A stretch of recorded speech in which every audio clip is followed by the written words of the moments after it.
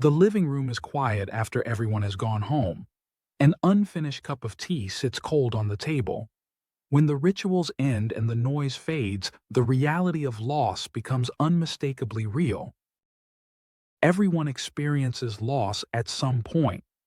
Grief is a normal response to losing a person, a relationship, a role, or even a sense of identity.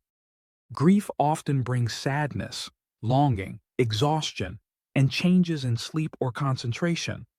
These feelings can feel intense, especially in the beginning. Grief and depression can look very similar. People may withdraw, lose motivation, or feel emotionally distant. Because of this overlap, it's often hard to tell where grief ends and depression begins. In moments like this, people often wonder, am I withdrawing from joy or from life itself? After losing a sibling, Alex wondered whether his sadness was part of grief or something more. Some people told him to give it time, while others suggested he might need help. The mixed messages only deepened the uncertainty. Clinicians are careful when making this distinction. They don't rely on a single symptom or a strict timeline.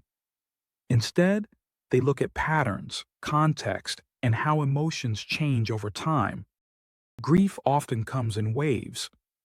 Feelings may surge when memories or reminders appear, then soften again. Even during deep sadness, moments of comfort or connection can still exist. There is no set timeline for grief.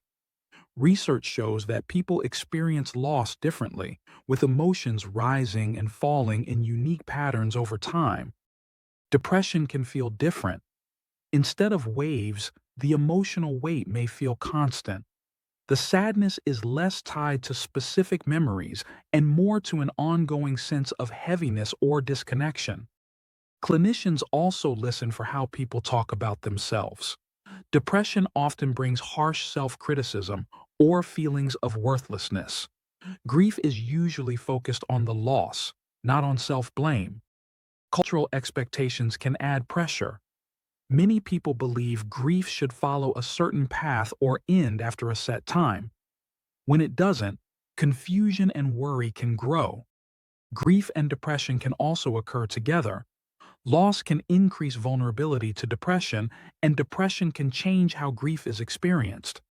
Understanding the difference can reduce self-blame. It allows people to honor grief without assuming something is wrong, while still recognizing when distress goes beyond loss.